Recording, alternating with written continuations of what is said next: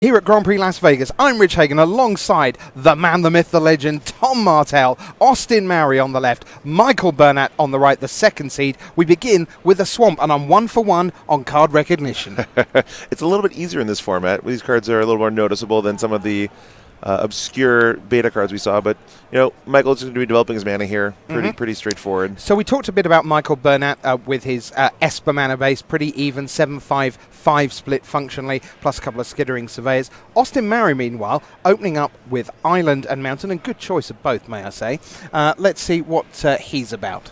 Yeah, so he's on a blue-red Wizards deck that looks extremely powerful. Lots of tempo plays, multiple copies of Academy Journey Mage, multiple copies of Blink of an Eye, 3 Gitu Chroniclers to get it all back. Just really, really powerful red-blue deck. Well, that was going to be Pizza Girl, but Pizza Girl got no-sirred by Syncopate, although probably not no-sirred, more no-madamed, I suppose.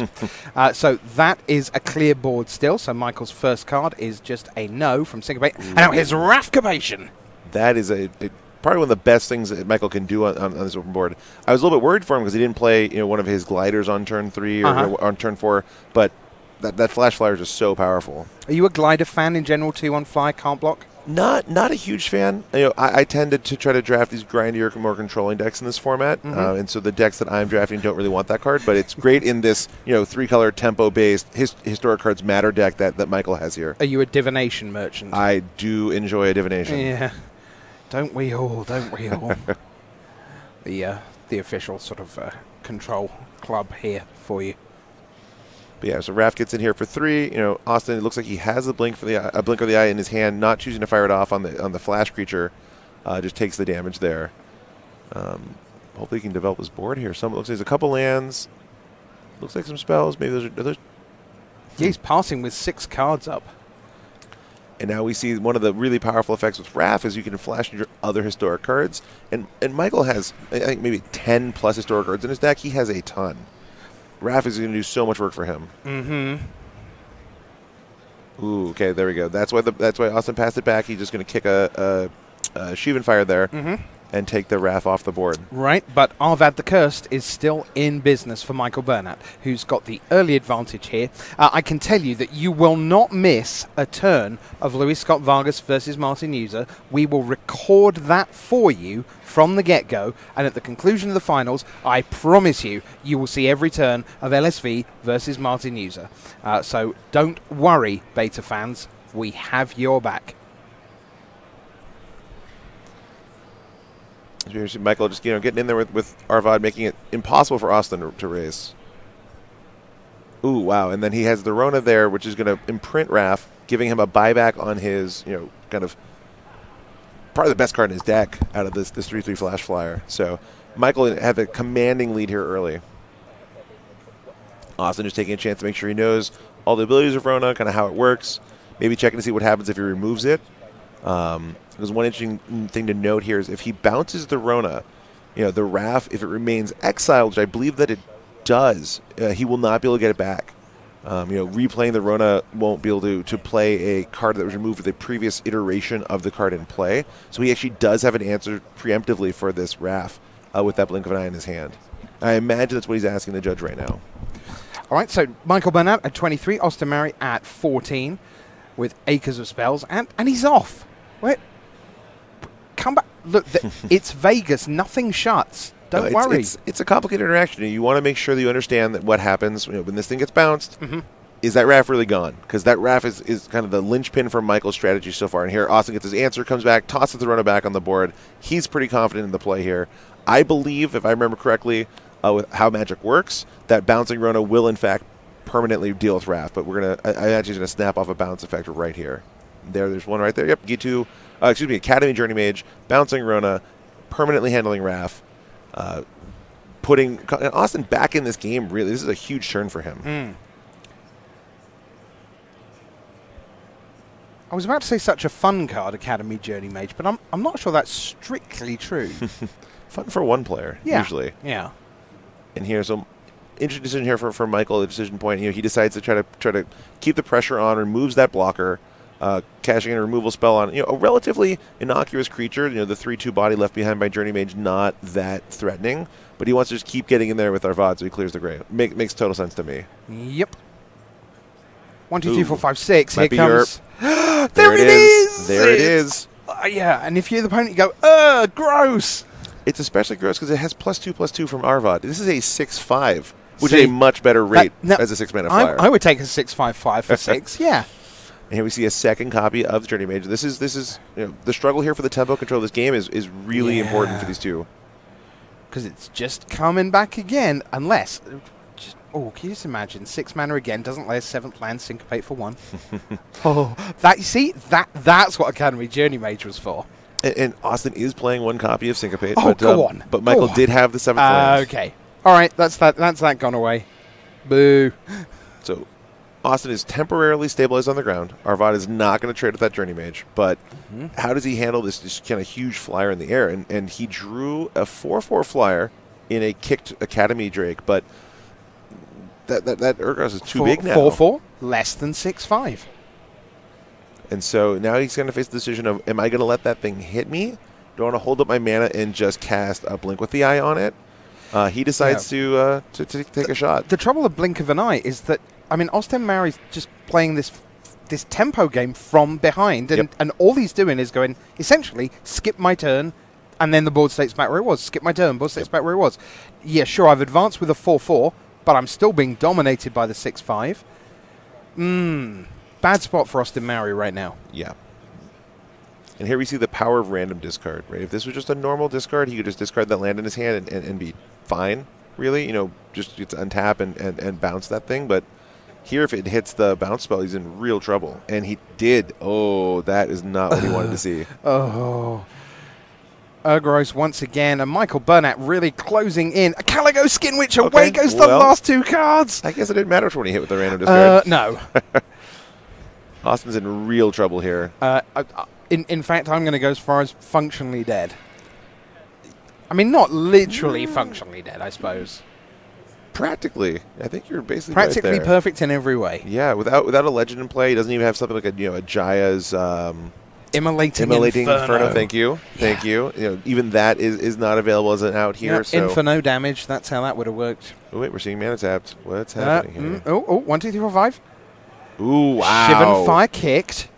And that, huge draw. Because then it's a trade. 6/5 becomes 4/3, but gets in the way of a 4/4. Wow, that was a huge draw for Austin. Functionally not dead, Functionally apparently. not dead. We don't. Oh, but does have the Rona still. That was bounced earlier to re-imprint the Urgros to put that back in play. Interesting, chooses Urgros instead of the Arvad, which makes sense. Having an evasive creature that's going to end the game really quickly, and there we go. We're off to game 2. That was really, really dominant from Michael, start to finish. Do you know what else? That was really fast. And often, our viewers are disappointed by fast games. I am prepared to predict that right now people are going, yes, let's make it 2-0 and let's get down to the beta. But the good news is you're not missing a single turn of Luis Scott Vargas versus Martin User. We're recording that for you. They're in game 1 right now. And as soon as these two are done, you will see every turn of that semi-final. If Tim Rivera and John Holiday are still going in their semis, you'll see that. And the last match of Magic you'll see this weekend from GP Las Vegas across more than 36 hours of live coverage will be the final of the beta draft, and it will feature at least one Hall of Famer guaranteed. It's going to be just the pinnacle of the talent in this room. You don't get better than LSV and Juza in Limited. You just don't.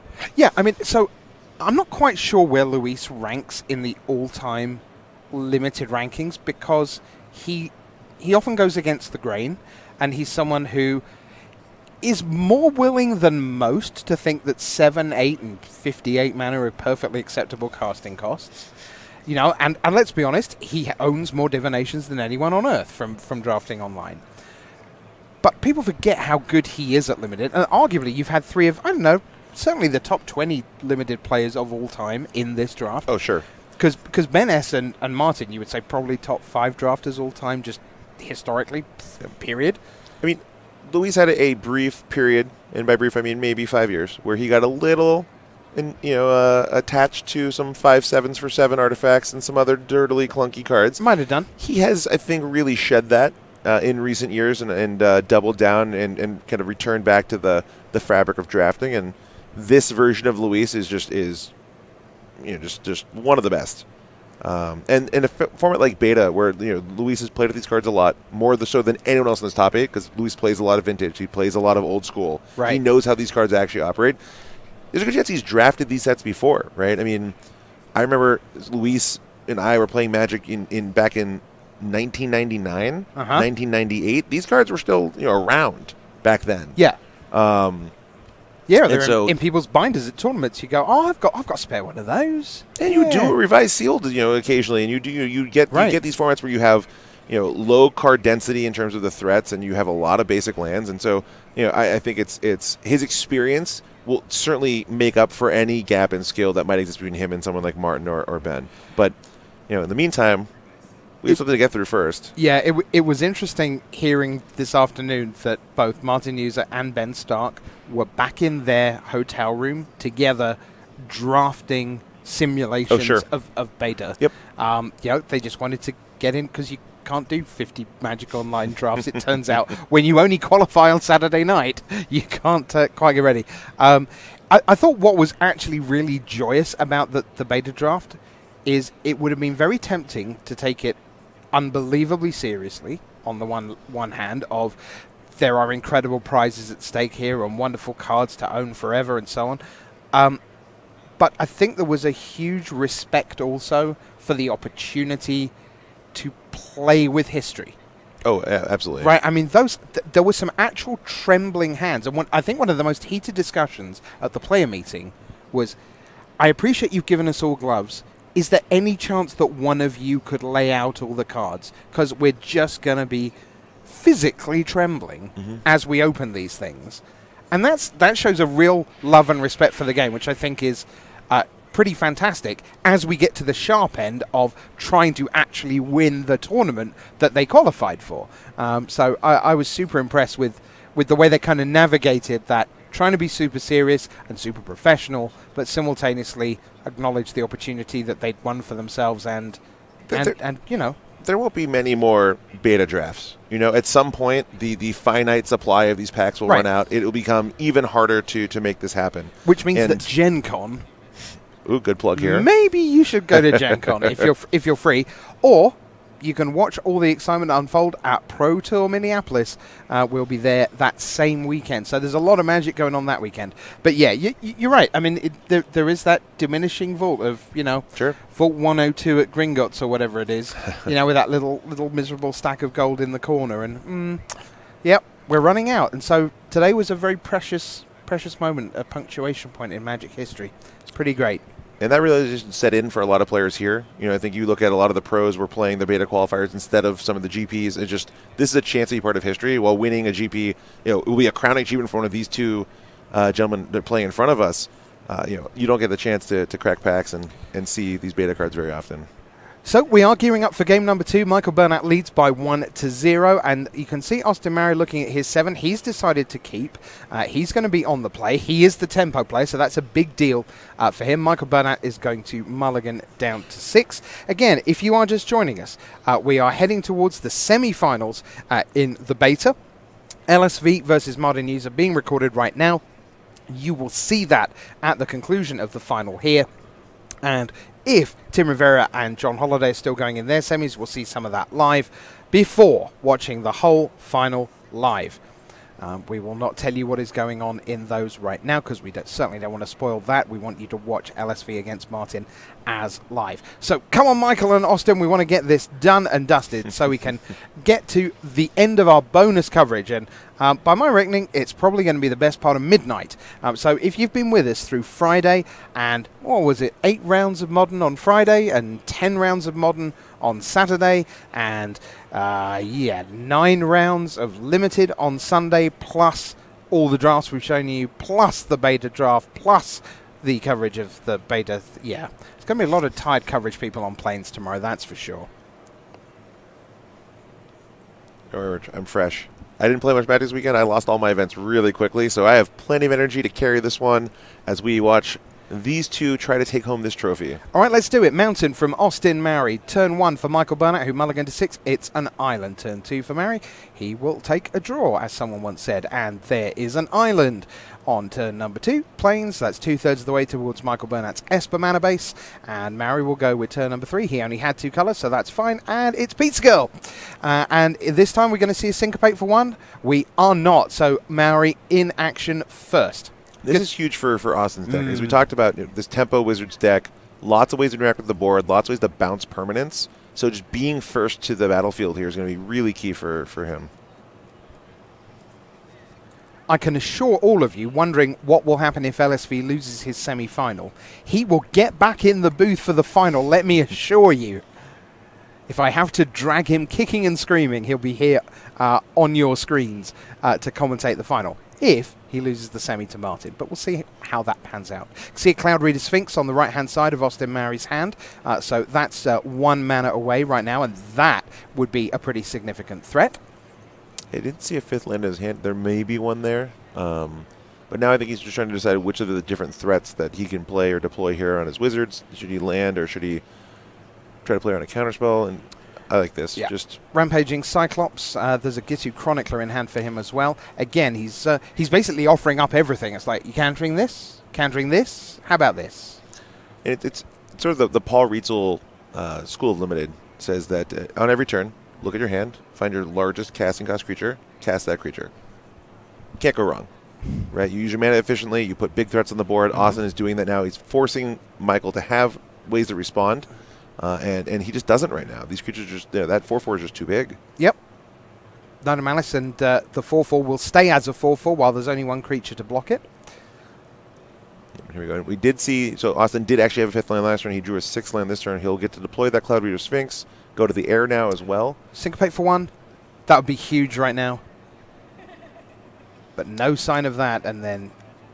And they do, I believe they do have deck lists, right? So Austin knows that Michael only has 1 copy that's Syncopate, so he's not, going to try to play around it too much. No, I don't think they do. Oh, they don't? No. We just, because we only had 2 drafters on camera, and they were playing each other, and one of them was Michael Burnett. We actually had Michael and his first round opponent, Steve Rubin. They exchanged pools, but everyone else was just no information. Oh, that's even better. Yeah. So no perfect information here. So maybe that is why he's sort of he doesn't know. He saw Syncopate game 1. He's not sure how many copies there are. He's a little more hesitant because of that. We do see he has Gitu Chronicler in his hand. One of the critical cards in these blue-red decks is recurring these spells, but so far no spells to be seen. Austin, hoping to draw a Sheevan Fire here.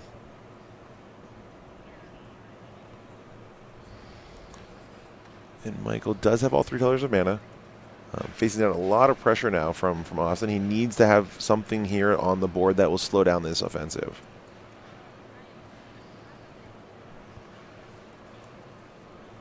Haven't gotten a good peek at his hand yet, though, so it's hard to know exactly what he could deploy. Could be an Arvad here with 5 mana. Oh, looks like it's a Blessed Light. Okay, so he's just taking out the flyer. He thinks he can find another way to deal with the Cyclops on a future turn. Willing to take another hit for 4 here, but then we'll be able to stabilize the ground, hopefully. And just a mountain for Austin. He's flooding a little bit here. Really wanted to draw a spell there, but Michael down to 9. He does have a it looks like a Keldon Raider here to loot away one of his, or rummage away one of his mountains, looking for some more action. Finds a spell. She finds a blink of an eye, which is going to be huge here next turn. He has so much power in play. It's going to be really hard for Michael to stabilize this board now, especially in the face of that bounce spell with a Gitu Chronicler to back it up and get it back a second time. Yeah, one of the keys to tempo is be on the board first. I mean, it was almost literally that in the first and second game. It's like, wasn't there first, so all the bounce spells were just trying to claw back parity. Game 2, got on the board first, and now everything he's doing is keeping him ahead. Windgrace Acolyte, though, that's not bad for Michael Burnett. He'll gain 3 life. Little self-mill, 3 spells go there. Skittering Surveyor among them. Yeah, and so that's actually fantastic here for him, because that 3/2 can trade with the 4/3. Mm-hmm. And so, but Austin doesn't really want to bounce it because he'll just gain 3 more life when it comes back down. So it actually is a really strong. Ooh, but he drew Syncopate. Interesting. Will he kick? He chooses to kick.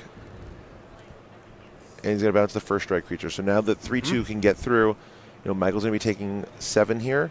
When he trades with the 4-3, instantly blocks there. Has to. Smash. But still 7. And again, that Rampaging Brute, 4-4, that stays as a 4-4 probably because Michael's unlikely to be able to get 2 creatures down. That's sort of basically chump mode. That's 80% of his life right there. And there's still Pizza Girl from turn 3. Yeah, Michael's back is to the wall here. 4-4, that's a big creature. When you're not going to get 2 things into play to be able to double block and shrink it. How do you catch back up here without removal for the 4-4? If you play removal, any removal that kills a 4-4 in this format, with the exception probably of Cast Down, isn't going to do it at a mana efficient rate. So it's going to take his turn to do it, meaning he's just going to fall further behind and take that 3-2 from the Journey Mage hit. Oh my word, this is a great quote in chat. Martell in the booth after Stark leaves. Are we getting a Lannister next round? Winter is no longer coming. That is good. Well done, Gireffi. Yeah, very nice. Fun fact on that point, harkening back to Game of Thrones, I was 0-6 against Ben the first 6 times we played, all 6 times in winter. Huh. How Stark applies even magic. All right, so Michael did get two creatures out, trying to stabilize. You see him here, hands on his head. He needs to hold this turn, right? And he's tapped out. He has no choices. He is just hoping that Austin does not have a way to break through on this critical turn. Ooh, a second copy of Blink. Oh, that's going to... That just about take care of business? He's going to put him down to 1. 4-4 in. Yeah, I mean...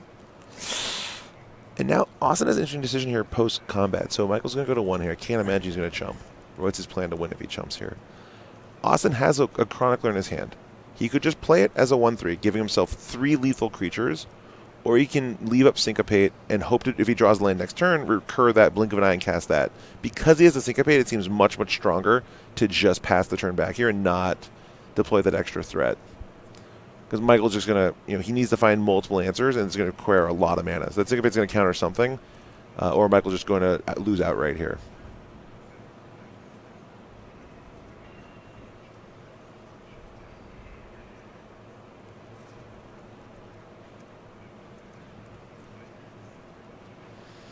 Yeah, he just redeploys the same creature. Oh, and then Austin does draw the land, turning on the Gitu Chronicler for the Blink if he wants to make that play. He also could just take this game slow, though. There's no need to try to win the game this turn. He could just deploy that 4-5, put another big, in this case, hexproof threat on the battlefield that Michael has to try to answer. I like that more patient line, I think, here. But they both seem pretty appealing. But it looks like he's just going to go for it now. Because here, even if it goes...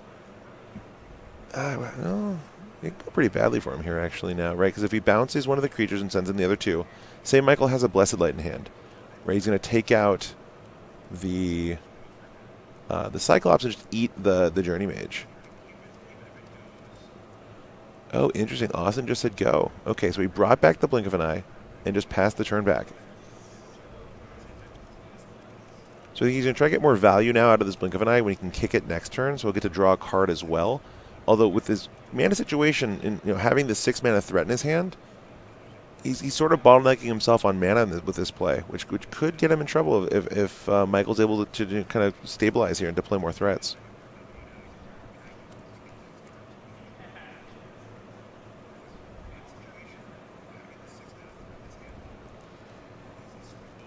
Felt like Burnett's doing everything he can to struggle on here. He kind of is stabilized right here. Now, I'm sure Austin has a number of draws that win the game. Obviously, another copy of... actually, no, he just bounces Gitu Journey Mage himself. He doesn't even need another copy. He can just Blink of an Eye the Gitu Journey Mage, replay it, and just deal 2, as long as Michael can't remove one of the wizards from play. Right. The other wizard. Excuse me, there's only one other in play. So he actually just has a kill on the board right now if he wants to go for it. But again, he can just be patient. He can just play another threat and just leave that looming over Michael. But now that we have a Wrath in play, he might be a little concerned, right? If Michael has Arvad in hand and just flashes that in end of turn, all of a sudden he's going to get out of range of that Gitu Journey Mage really quickly. Big moments for Austin Mary here, who doesn't have a lot of wiggle room because he's 1-0 down. Michael Burnett, sure, if he loses this game, that's not good news, but he gets to play a game 3 regardless. And here we see Austin taking the more kind of conservative route, not trying to win right away, waiting to draw another wizard most likely, so he has backup for the Journey Mage. Right. Because obviously the Journey Mage trigger will end the game. And yeah, just leave him Syncopate for 2. Can't counter Arvad. If Michael has it, it will resolve. Ooh, Eldest Reborn. The Eldest Reborn, yeah. 1, 2, 3, 4, 5. And that's going to make him discard on the neck. Man, that card at instant speed is really gross. And now it's interesting. Because Austin has the bounce spell, he can't sack a wizard. Oh, okay, well, maybe he thinks he can sack a wizard. Or it's possible he's not considering that line. He's just looking for a way to break through in combat by attacking. And maybe he missed that he could because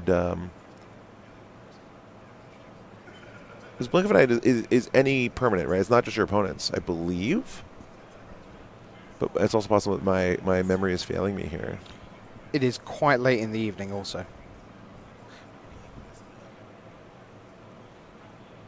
And he does go ahead and discard the Syncopate. That makes total sense.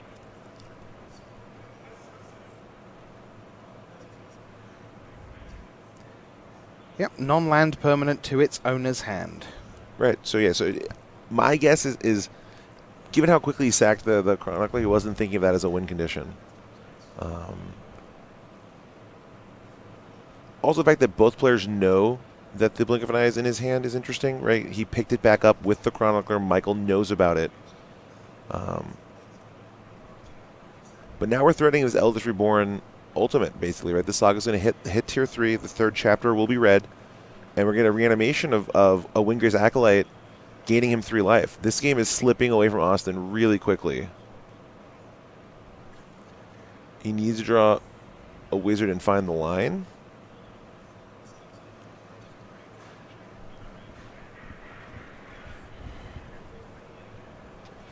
So we see here Academy Drake is the draw. Not going to really influence the board. You know, that Windgrace Acolyte's going to come back down, getting Michael to 4. Critical life point total there, getting out of range of a 2nd copy of Journey Mage. I don't know if Austin can stabilize this one now. Like, he's just on the back foot.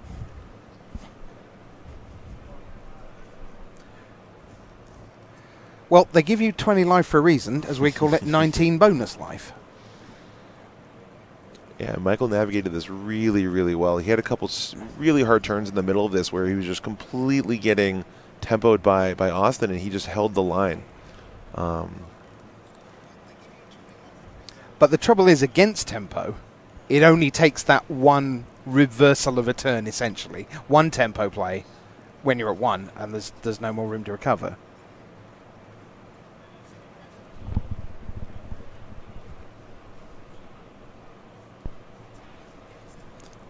Looking to line up these cards.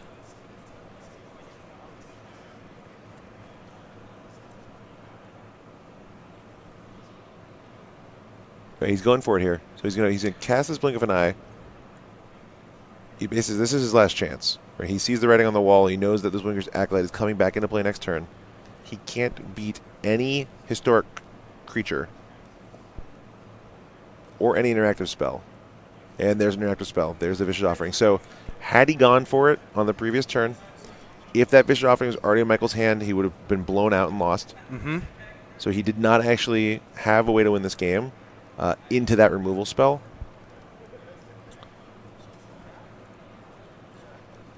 And now, you know, he bounced the Sphinx. It's going to scry 2 and it comes back down. Michael's going to gain 3 life here. And this feels like a desperation. I guess this is going to force Raph to chump. Or yeah, which is actually so that's gaining something here for Austin. You know, he's probably hoping that Michael just returns the Raph with that Eldest Reborn, but I can't imagine Michael's not gaining that 3 life.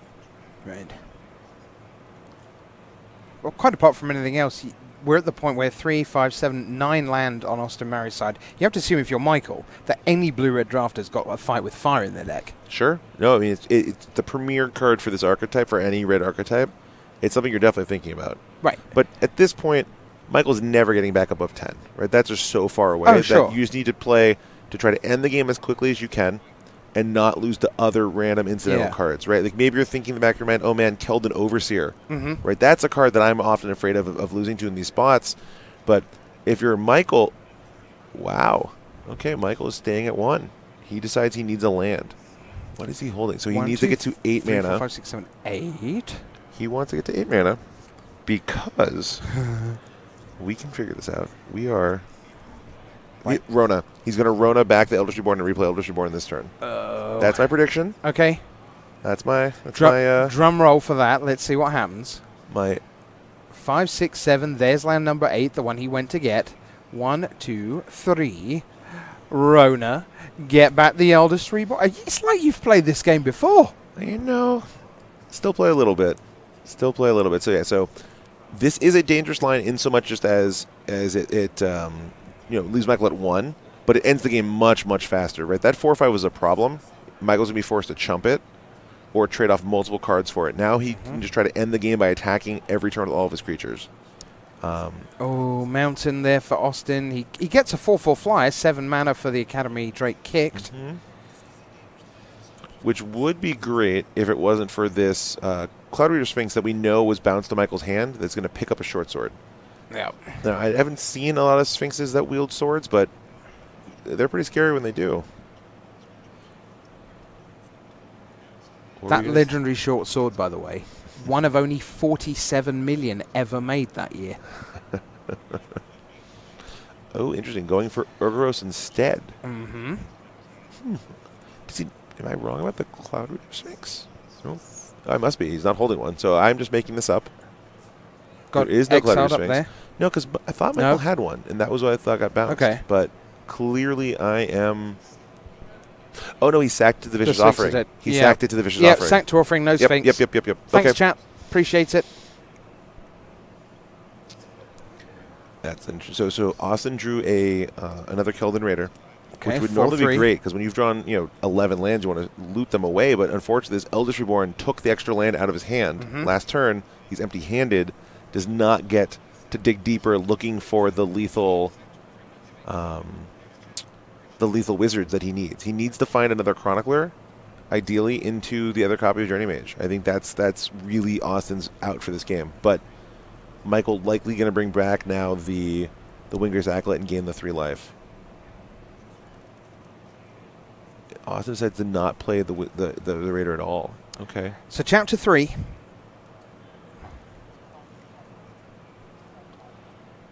It turns out, when you read this book for the second time, it's just as good as the first. Yeah.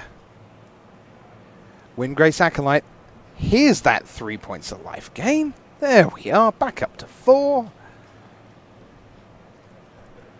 Easter Glider goes away. Swamp goes away. Memorial goes away. None of those cards are very important in this board state, right? For the way that this is going to be. The sword's going to move. Oh, wait, no, it's just probably just attack with the Spectre here, right, and force the trade. If he goes on to win this, if you go back and listen carefully, you'll hear the screeching of the brakes carefully being applied as Michael fell to 1 life. Really impressive hold here from Michael. I was ready to call it. I thought this one was going to get put away, and Austin did draw an extra land or 2 than he'd hoped. He really would like that one more critical spell, but Michael navigated that so well, and really walked the tightrope there to stay in this game. And he had all his bases covered. That removal spell was also was huge there.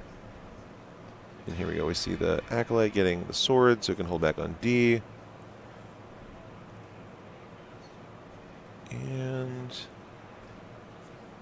play it safe. Yeah, because if you attack with 1 and then there's a tempo spell, right, then that's the end, and the 4/4 Academy Drake gets absolutely play it through. safe here. Yeah. Austin drew. Wait, was that that looked like a Firefist Adept, maybe? Mm-hmm.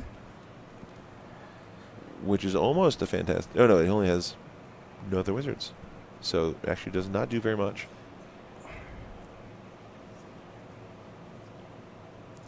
Michael just really wants to draw any white permanent, actually. If he draws any white permanent, it's going to trigger his Knight of Malice, turn that thing into a 3/2 for striker, so it can actually attack with the sword equipped to it through that 4/4. Yep. And lets him get a clock, because that's what Michael's most concerned with right now, is finding a way to put a clock on Austin so this game doesn't go 10 more turns and gives Austin time to find a card like Fight with Fire. Right. If I'm Michael, that's what I'm laser focused on right here. Now, to be fair, because we have the deck list, I'm looking at the red spells, and after No spoilers. after that one, the next one's that one. That's not, yeah. Yep, I noticed that as well. Right? You're such a tease. I was going to help them out because they were going, has he got one? Has he got one? Has he got one? I'm like, we know. But, you know, let's get in Michael's head here, right? Fans at home are watching this, right? You've been in these spots. You've been in these games. You know, you're playing in a PTQ, you're playing in an F&M, and you don't know if they have it, right? Like, what should you be trying to do? How do you balance playing for aggression to ending the game? And that's what you have to be trying to think about with imperfect information, and that's what Michael's doing right now. And Arvad is actually just a huge, huge draw here because I mentioned earlier he's not getting above 10 life. Well, Arvad may disagree with me. Maybe not. Yeah.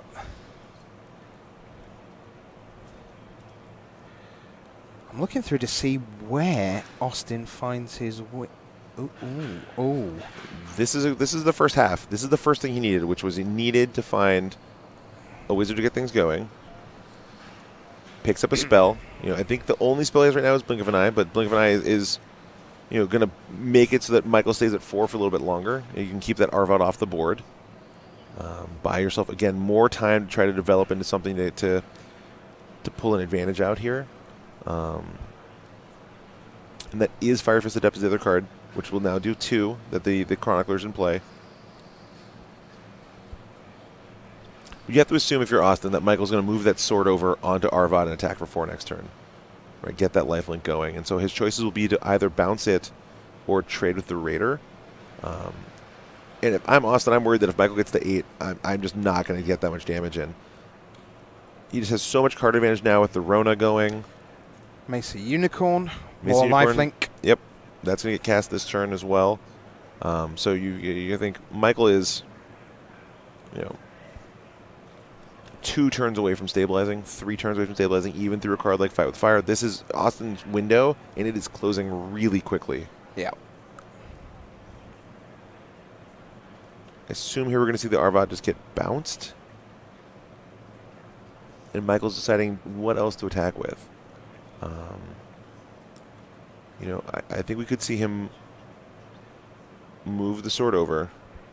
Although, he knows Austin has that bounce spell, right? Austin picked it up with the Chronicler. It's public information. Maybe he doesn't want to lose the tempo that it would entail with moving the sword over and sending Arvad. But I think he's at the force Austin's hand. You don't want to let him keep that bounce spell going with his 4/4 flyer and draw a second one, bounce both your flyers, then kill you. That's what I'm afraid of if I'm Michael.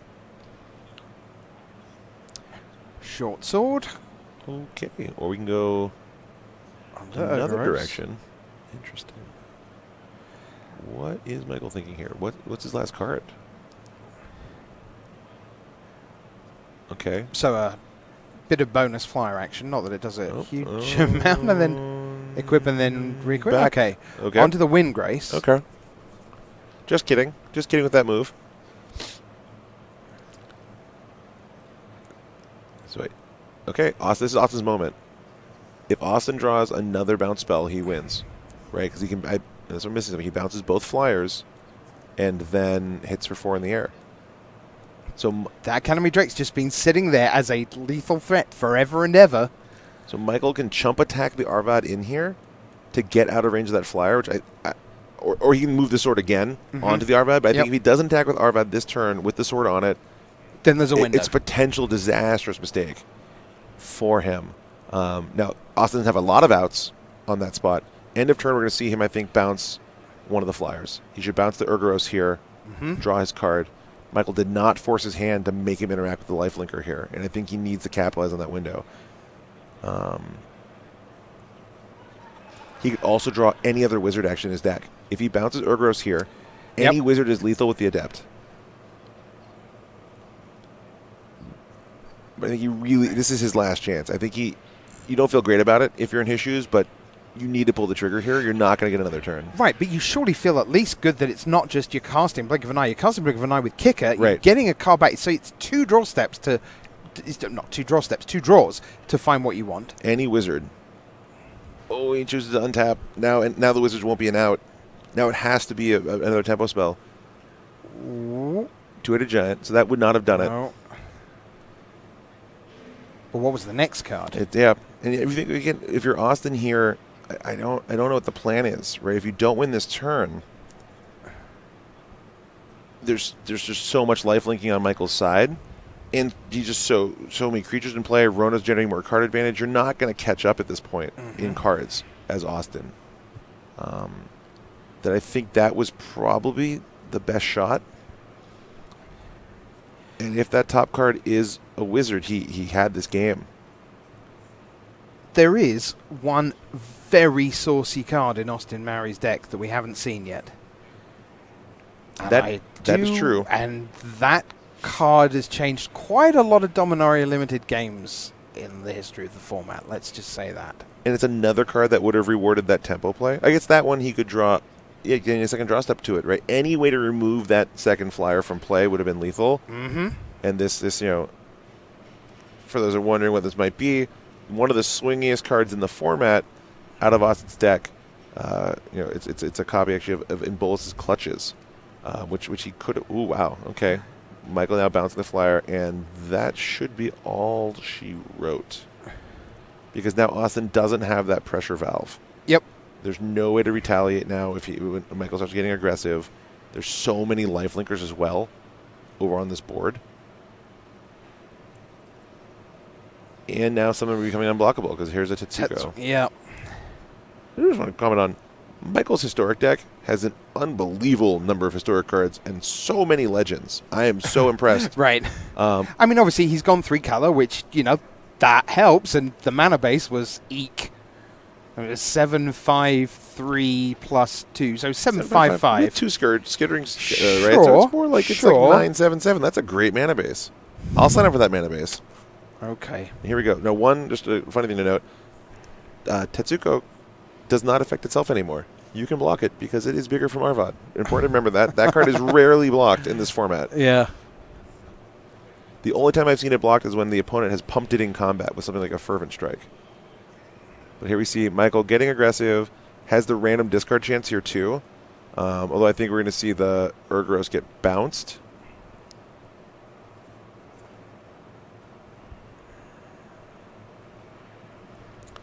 And we'll just keep in mind, so if Austin's top card was a wizard or a way to remove a creature from play. So Blink gets rid of Urgros. It was a wizard. He had it.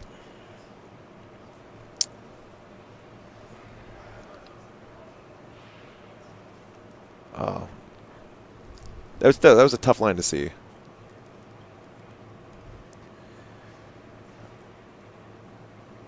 Reach out over there.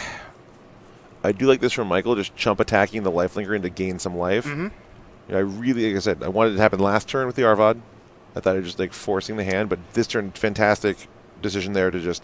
He's so far ahead on cards, he does not need to preserve a random 2/2 in play. You will throw a card away for 2 life at this point in the game. Easy. Any card on the board, basically, he would rip up and gain some life for. So suddenly, Austin's down to 11. There's the Clutches. That was the card we were thinking about. Maybe it's not over yet. In Bolus's Clutches. So the Journey Mage in his hand will deal 2. So Michael is really at 4.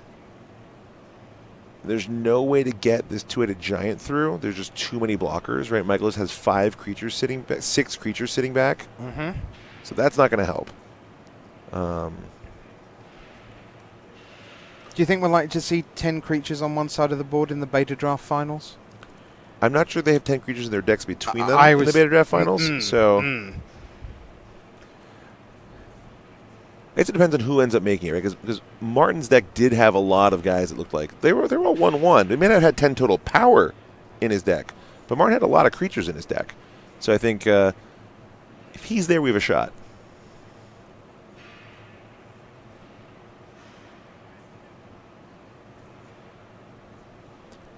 Austin trying to find a way to get back in this, but it's the takeaway here really is figuring out kind of when your back's to the wall, and seeing the window closing. Yeah, and taking risky plays. It feels bad there to bounce that flyer for no gain, right? Like it just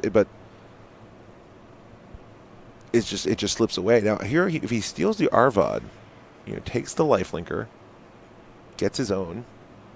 Maybe he can make something happen with that. Or you could just kill the Arvad, actually. He has 3 wizards now. That could also do it. But I think we need to get Arvad off the side of the board for Michael Bernat right now. 2, 4, 5, 6, 7, 8. Yeah, 10 creatures. That's what we made it. It's a lot. It is. One downside to removing Arvad is it makes some more unblockables. But, okay, interesting. Going for the 4/4 flyer instead. Which... again, makes sense. You need to have a pressure source that could win the game for you, which I think, oh, geez. Well, so much for that. But the problem would be, Michael moving the sword on and just sending the Arvad in is going to get him out of range again. And so I think Austin might be just mis-sequencing the way he's trying to resolve, to alleviate the pressure Michael's putting him under. The lifelink threat right now is the bigger threat.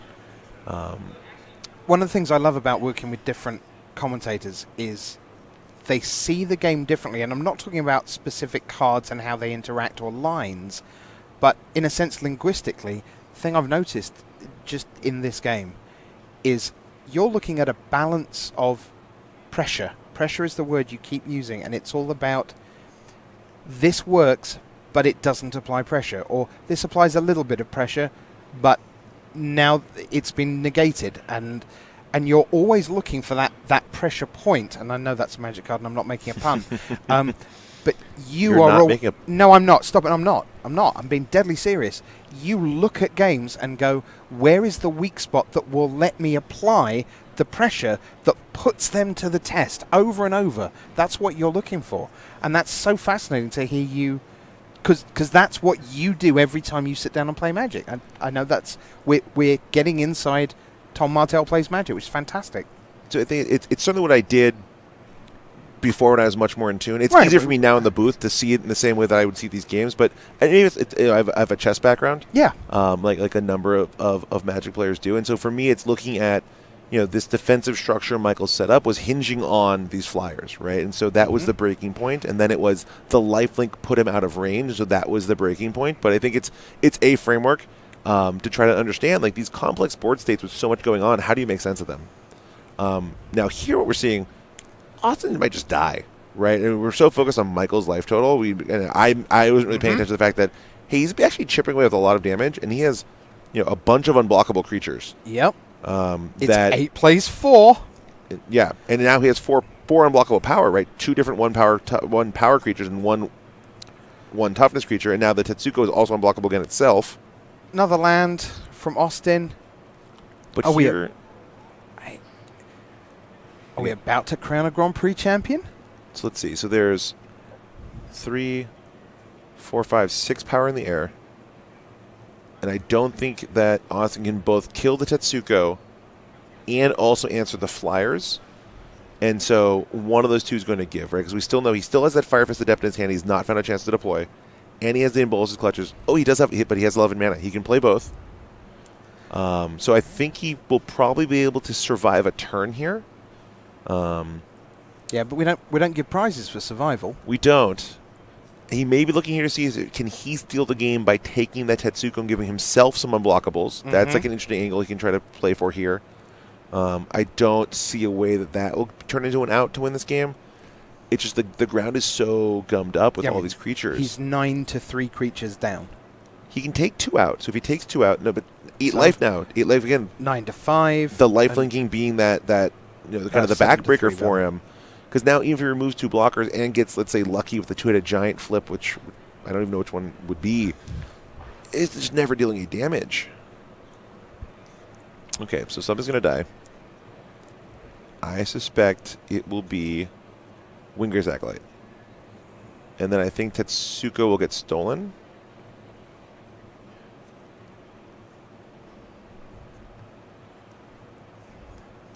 Okay. Oh. trying to find a way. There's so many threats and just not enough defensive resources here for Austin. Oh, man. That bit there, that bit there. You'll do. Okay. I think that is his best shot. And now we're going to take the Tetsuko and attack for 1 with the Chronicler. I think is probably safe. I haven't done the exact math on number of attackers, but actually, it might not be safe. 1, well, 2, so we've got 3, 5 4. creatures on the left. Oh, it is 6 creatures on the right. Right. Okay, it doesn't get into for the 1. I don't think that will matter. I'm not convinced he could. So away goes the planes. Rona continuing to just be amazingly good.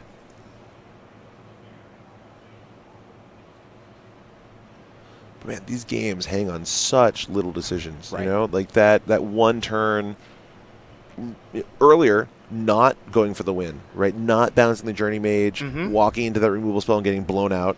You know, Austin navigated that really cleanly. And then just having that knife's edge, that 1 turn where that 4/4 flyer, where Michael didn't choose to gain the life, and now it might just be out of hand. Yeah, as some people in chat are pointing out, these people, they started playing at 9 o'clock yesterday morning. They finished at 10 o'clock last night. That was a 13-hour day 1. Then they came back at 8:30 this morning to gear up for the first draft of the day. And now, 15 hours later, they're trying to win the final. But Austin is at 1. And now here we go. Austin untaps. He's at 1. Burnout with a huge board. That is not enough. And Michael Burnout is the champion of Grand Prix Las Vegas 2018. Congratulations to him. He joins Matt Nass as a champion. There's Brandon Burton in the background. Let's bring it straight back to the booth. We are going to pile on. We're going to crack on with the story of this GP. Congratulations to Michael Burnett.